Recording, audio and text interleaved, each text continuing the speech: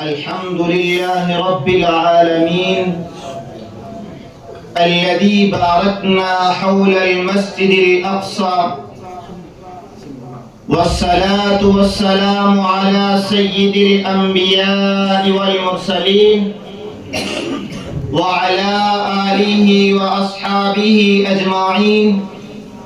أما بعد، ایک بار اور بھی بطحا سے فلسطین آ، ایک بار اور بھی بطحا سے فلسطین آ، راستہ دیکھتی ہے مسجد اقصیٰ تیرا.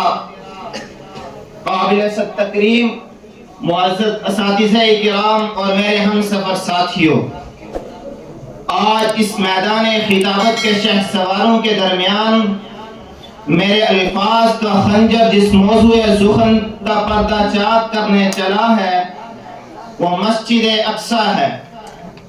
ارباب علم دانش، مسجد اقصیٰ صرف پتھروں کی عمارت نہیں، یہ تاریخ ایمان کا عنوان ہے. یہ وہ مقام ہے جہاں زمین آسمان سے ہم کلام ہوئی، اور جہاں سے سفر معراج کا آغاز ہوا، اور جہاں محمد عربی صلی اللہ علیہ وسلم نے تمام انبیاء کی امامت فرمائی.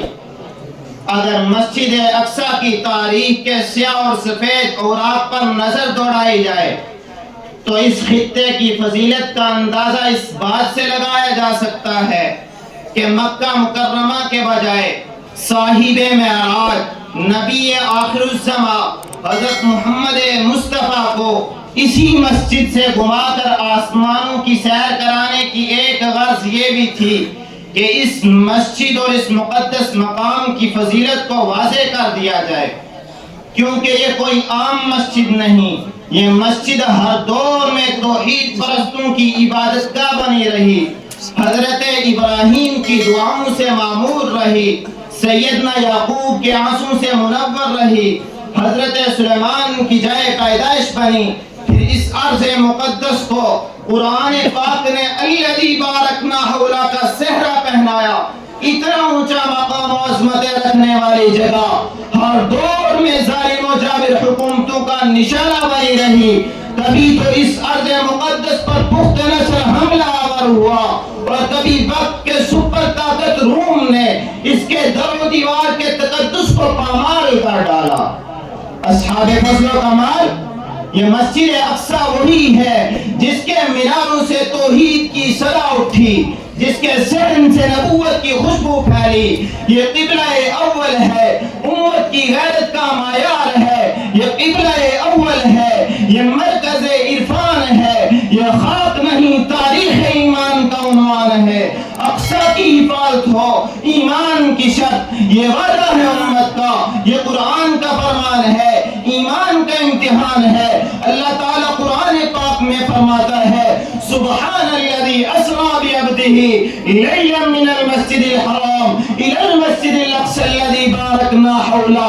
یہ آیت اعلان ہے کہ اقصیٰ کی سرزمین برکت، نبوت اور ہدایت کا مرکز ہے. یہی آدم علیہ السلام نے سجدہ کیا، یہی ابراہیم علیہ السلام نے قربانی کی، یہی موسیٰ علیہ السلام نے مناجات کی، یہی عیسیٰ علیہ السلام نے بشارت دی.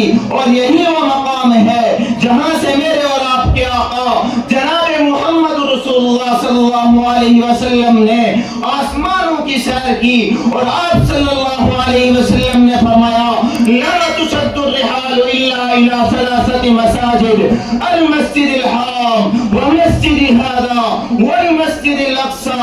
اور دوسری جگہ آپ صلی اللہ علیہ وسلم نے فرمایا صلاة فی المسجد الاقصى ب500 صلاة. اصحاب فضل و کمال، یہ فضیلت محض ثواب کی نہیں، یہ ایمانی وابستگی کی سند ہے. مگر افسوس کہ آج مسجد اقصیٰ رو رہی ہے، اس کے میناروں پر ظلم کے سائے ہیں، اس کی فضاؤں میں بارود کے باعث ہیں، اور اس کے سینوں میں خون معصوم بہہ رہا ہے. اب ظالم نے اپنا طریقہ بدلا. کل جو ظلم سر عام برسر بیکار کیا جا رہا تھا، آج وہی ظلم اندرونی طاقتیں استعمال استعمال کر کے کیا جا رہا ہے. آج فلسطین کی دھرتی ظلم و جبر کے سائے میں ہے. بیت المقدس کی فضا میں اذان کی آواز کو دبانے کی کوشش کی جاتی ہے. ایک لمحے کے لیے اپنے سینے میں جھانکیے, وہاں کیا نظر آتا ہے؟ سکوت یا کوئی درد جو ہمیں جگانے کی التماس کر رہا ہے. آج میں یہاں کسی تاریخی دلائل کی دکان سجانے نہیں آیا, نہ میں فقط الفاظ کے ساتھ آپ کو متاثر کرنا چاہتا ہوں.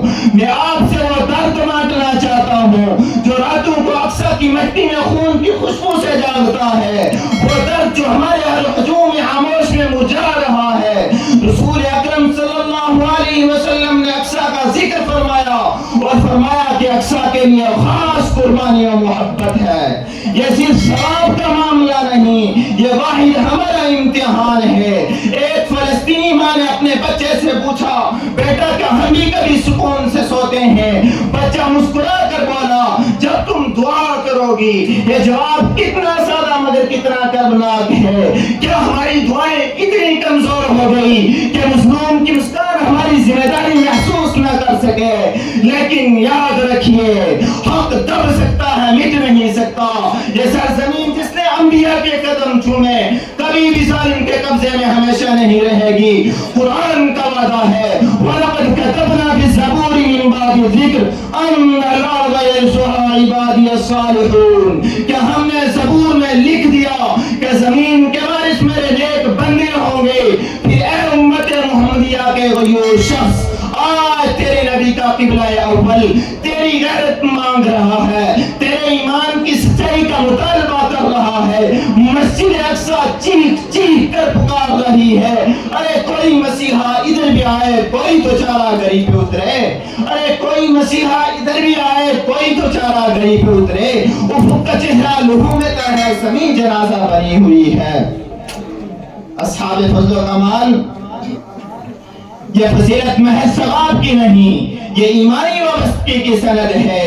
مگر افسوس کہ آج مسجد اقصی رو رہی ہے.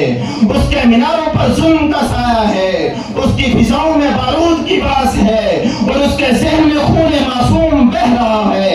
اب ظالم نے اپنا طریقہ بدلا, کل جو ظلم سر عام بسر بیکار کیا جا رہا تھا, آج وہی ظلم اندرونی طاقتیں استعمال کر کے کیا جا رہا ہے. اصحاب فضل و کمال, بس جو اقصی سے محبت نہیں رکھتا وہ دراصل اپنے نبی کی میراث سے غافل ہے. مسجد اقصی کی بات کرنے سے ہر فرد کانپتا ہے. فلسطین کا نام سنتے ہی کانوں میں انگلیاں ڈالتے ہوئے دکھائی دیتے ہیں. کیوں؟ محض اس وجہ سے کہ تمہیں سلاخوں کے پیچھے دھکیل دیا جائے گا, تمہیں نظر بند کر دیا جائے گا. ارے جو اس فلسطین کی مٹی سے پوچھو, کتنے ہی معصوم اور نومولود بچوں کے خون کا بوجھ لیے ہوئے ہیں, اور کتنی ماں کے لال بڑی جوانی میں ظالم کے ظلم کا نوالا بن گئے, اور کتنے ہی بزرگ اپنے بچوں کی خوشیاں دیکھنے کے بجائے ان کے جنازے دیکھ کر چل بسے. قرآن فرماتا ہے, وَمَا لَكُمْ لَا تُقَاتِلُونَ فِي سَبِيلِ اللَّهِ وَالْمُسْتَضْعَفِينَ, یعنی تمہیں کیا ہو گیا کہ تم اللہ کی راہ میں نہیں نکلتے. یہ آیت ایک للکار ہے, یہ امت کی غیرت کو پکار ہے, یہ اعلان ہے کہ مسجد اقصی کی حفاظت صرف فلسطین کی نہیں, ایمان کی جنگ ہے. اقصی کی آزادی ہتھیاروں سے قبل زمین کے بیدار ہونے سے آئے گی. جب مسلمان اپنی صفوں میں اتحاد پیدا کریں گے, جب ان کے دل اللہ سے جڑیں گے, جب وہ اپنے نبی کے مشن سے وفاداری دکھائیں گے, تب مسجد اقصی کے مینار پر آزان بلالی گونجے گی. سامعین محترم, یہ فضیلت محض ثواب کی نہیں, یہ ایمانی وابستگی کی سند ہے. اگر ہماری نسلیں آئندہ ہمیں پوچھیں گی کہ تم مسجد اقصی کی خاطر کب کب کھڑے ہوئے, تو ہم کیا جواب دیں گے؟ انور صابری نے کیا خوب کہا تھا کہ آزان تو اب بھی ہوتی ہے مسجد کی فضا میں اے انور, آزان تو اب بھی ہوتی ہے مسجد کی فضا میں اے انور. جس ضرب سے دل ہل جاتے ہیں وہ ضرب لگانا بھول گئے. رب کریم مسجد اقصی کو امن و حرمت کا گہوارہ بنائے, فلسطینیوں کو فتح و نصرت عطا فرمائے. اللهم انصر المسجد الاقصى من ايدي الغاصبين ورده الى المسلمين ردا جميلا. ملاقات باقی حیات باقی. السلام علیکم.